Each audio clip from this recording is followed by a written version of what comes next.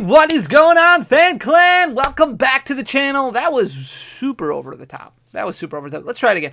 Hey, what is going on, Fan Clan? Welcome back to the channel. Happy Sunday. Happy Memorial Day weekend. Hopefully, you guys are enjoying the weather, doing something fun, maybe ripping some packs. We're going to talk about that today. Ripping packs. How long have you been involved in the Pokemon TCG? That's what I want to ask. So if you can leave a comment down below and just let me know how long you've been involved in the Pokemon TCG. Personally, I got involved in Pokemon right around the Team Rocket era, so a long time ago, and then I collected and played a little bit all the way up until kind of like the end of the EX era, so right before Diamond and Pearl, Heart Gold, Soul Silver, Platinum. I missed all three of those generations, and then Black and White, missed the majority of that, came back like right around the beginning of XY, and I haven't left since then, and it's been an absolute joy. However, if you're coming in right around the Sword and Shield era, pull rates are something that always drive people nuts, and I want to talk about the Alternate Art VMAX cards. So we're going to leave the regular Alternate Arts alone. We're not going to talk about the Vs. We're going to talk about the VMAXs, because a lot of people kind of compare those to Gold Stars, the Gold Stars of our generation, and things are a lot different, especially if you didn't get the opportunity to really collect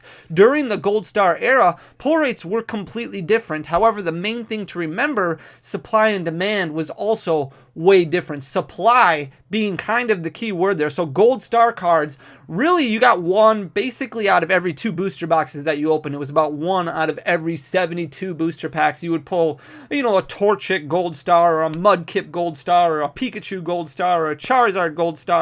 1 out of roughly every 72 packs, whereas the VMAX Alternate Arts are like 1 out of every case, 1 out of every 5, 6-ish boxes, about 216, 230 packs, somewhere in that ballpark is what it's going to take in order to open up a VMAX Alternate Art. Now, there's a total of 15 Alternate Art VMAX cards that kind of came out during the Sword and Shield era, and these are labeled as secret rare, so they're more difficult to pull than your regular Alternate Art cards. So your Umbreon V, your Dragonite V, your Mew V, those cards, those just regular alternate art cards like Charizard V, a lot easier to pull than the alternate art VMAX cards like Gengar VMAX, Umbreon VMAX, Rayquaza VMAX, and so on and so forth. So we're going to talk about them today. But first, really what I want to point out to you guys is the increasingly expensiveness. That is not anywhere near good verbiage, but how expensive it is to pull one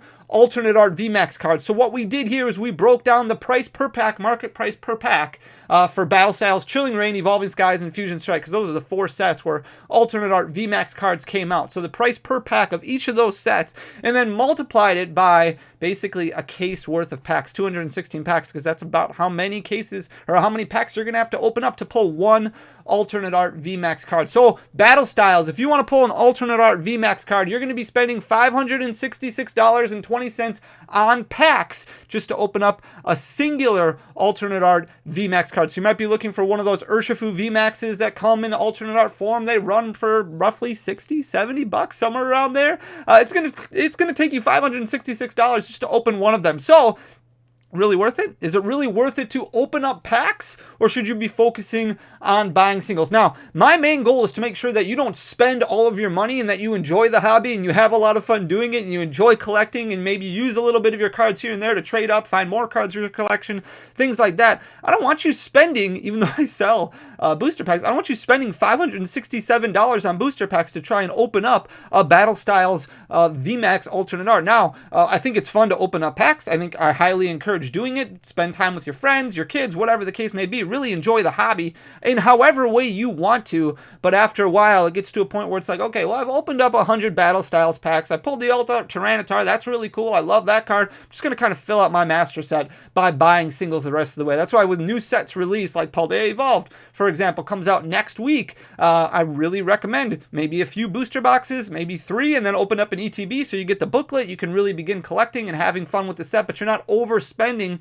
trying to catch them all, open them all. You can collect them all by doing things like trading, maybe selling some of your bulk, selling some of your extra cards, things like that. But you're looking at $566 to pull one Urshifu VMAX. That's the cheapest of the sets. Chilling Reign, for example, you want that Blaziken VMAX, really cool looking card. It's going to cost you $720 to pull one Alternate Art VMAX from Chilling Reign. That might not even be the Blaziken. That might be one of the Calyrex VMAX cards. So you might not even get the Blaziken. It could cost you over $2,000 to try and pull that Blaziken card. Absolutely ridiculous. Fusion Strike in the upper right-hand corner there, $719 if you want to pull that Inteleon, that Mew, that Gengar, that Espeon. All those cards are worth way, way less than that. You can buy them for much cheaper, but it's going to cost you about $720 just to pull one based on the pack price and how many packs it's going to take you to pull a singular Alternate Art VMAX. You might get lucky, might pull it a lot sooner, but this is average. Evolving Skies. Forget about it. This is crazy. $1,945 to pull a singular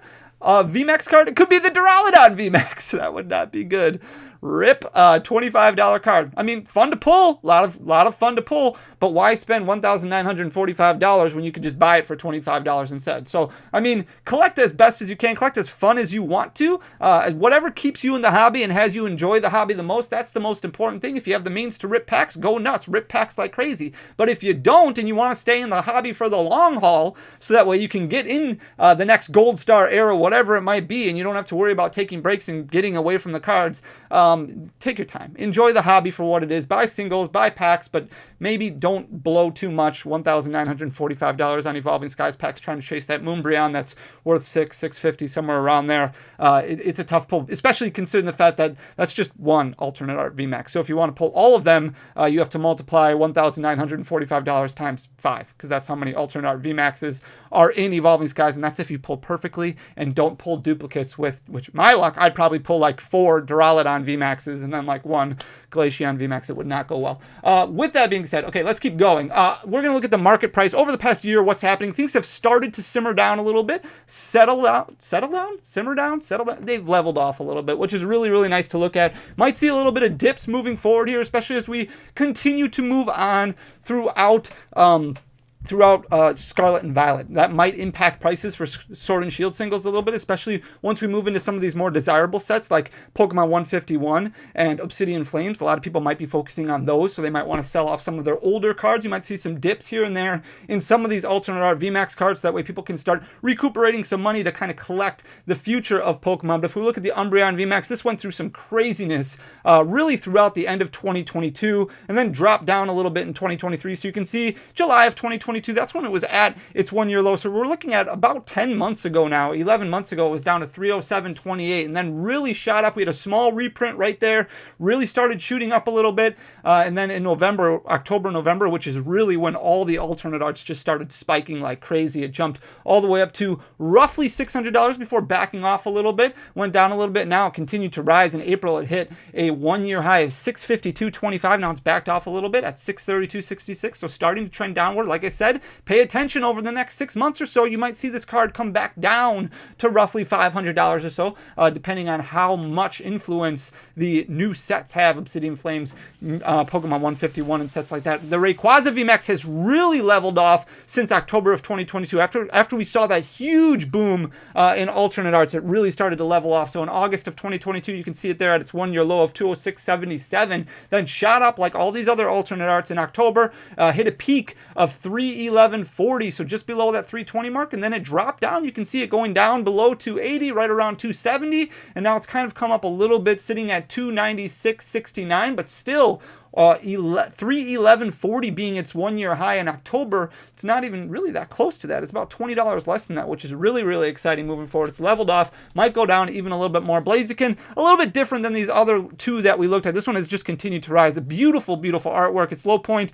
$99. It hit in May of 2022. It really stayed level at that point until October. Broken record, I know. Then it shot up above 140, hit 150, leveled off a little bit, and then in April just continued to climb. It's sitting at 222.40 46 currently. That's a 1-year high for that Blaziken VMAX, an all-time high, really. It's just continuing to climb. Gengar VMAX started to level off a little bit in November. You can see a 1-year low in June when it was at $100.87, then shot up at the end of 2022. November hit a lull, really started leveling off, and then dropped a little bit in March of 2022, right around that 150 mark. But now it's gained about $50 since then. So it's sitting at 201.01 currently, which is just off of its 1-year high of 202.40, just continuing to trend upwards. The Leafeon VMAX has seen a little bit of a bump over the past month or so, but for the most part, that's coming off a downward trend from October of 2022. You can see in August of 2022, its 1-year low of 111.04, then shot up like crazy in October, November, jumped up to that 1-year high of 172.62, backed off a little bit, all the way up to April, where it was right around that 150 mark. Now it's shot back up another $22, $23, sitting at 172.62, which is actually a 1-year high for this card, but basically level since that big jump that it had in October. SBN VMAX actually ended up going in the opposite direction since October of 2022 after it saw that huge bump. So it hit 103.54 as a 1-year low in August and leveled off a little bit and then really shot up in September, October, November like these other ones. Got above 160, hit a 1-year high of 168.98 in January of 2023, started to level off, and then in April it dropped all the way down to about 125. So it lost about $45 or so over the course of a month and a half. Now it's jumped up another $20, so it's sitting at 148.98, but not really sure which way it's going to go. Wouldn't surprise me if it went down a little bit more. We saw it right around that 130 or so. It's sitting at 149 right now. Glaceon VMAX, this one has gone in the opposite direction since its bump in October and November. You can see its 1-year low in August of 117.44, leveled off a little bit, then shot up in October, November, hit that 1-year high of 180.77, then slowly started going downward. This is a really nice graph, just real slow, steady declines in April of 2023. It was below 140. It's gotten back up a little bit, sitting at 145.61, but still well off of its 1-year high of 180.77. The Sylveon VMAX has been all over the place. Look at how high it was in May. It was over 150.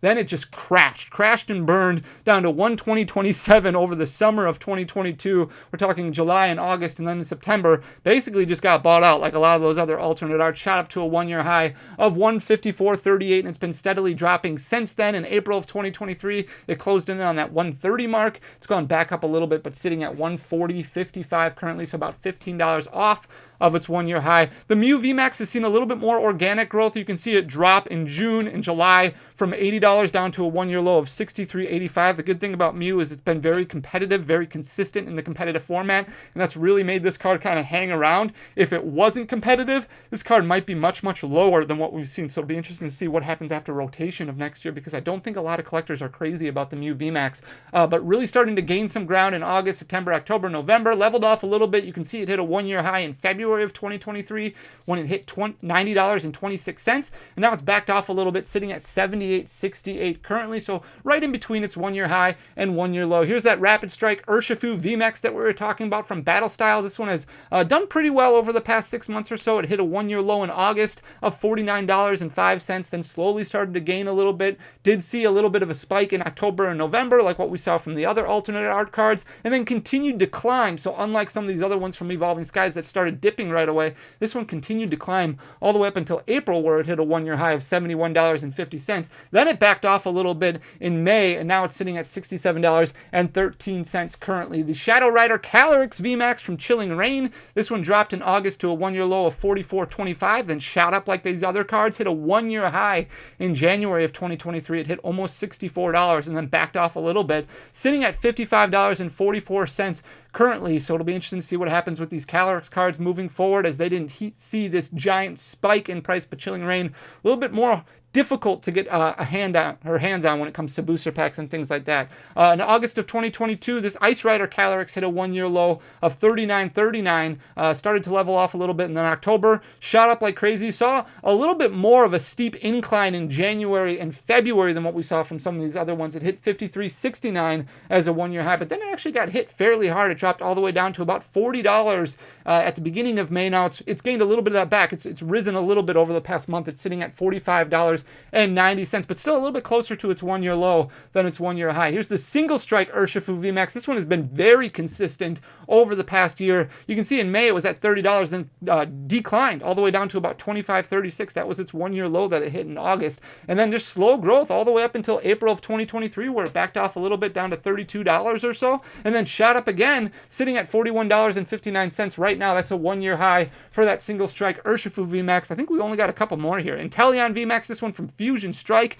This one was down to a 1-year low in July of $21.68. Not a whole lot of movement on this one. This one has gained some steam in competitive play as of late, so it'll be interesting to see what happens. This one has been very consistent since November of 2022, ever since all those alternate arts really went through buyouts. But this one jumped up to $30.65. We had a decent gain, about 30% over the span of a month, but then it's basically just leveled out since then. It's gone up and down, up and down, up and down, and now it's currently sitting at $29.56, which is basically right around its 1-year high.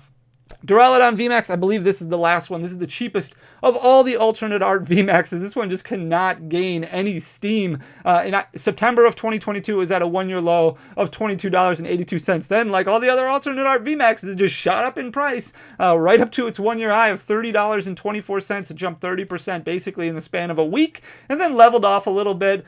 This one, the buyout did not work very well. It dropped, continued to drop, and then April of 2023, it actually hit its 1-year low again of right around $22. Now it's gained a little bit of that back, sitting at $26.17, but still definitely not the fan favorite when it comes to alternate arts. So you have to let me know in the comment section down below what you think of alternate arts. Let me know when you got back in the hobby. If you collect these alternate art VMAXs, if you focus more on Vs, if you just focus on something else, a different niche of the hobby. That's the best part about Pokemon, is there's so many different areas that you can kind of focus on. Hope you guys like the content. If you do, hit that subscribe button down below, leave a like, leave a comment, because it does go extremely far for sharing the channel and the algorithm and things like that, and just throw the channel out there. I would appreciate it. You don't have to if you don't want to, but I appreciate it regardless. Thank you for taking the time to watch.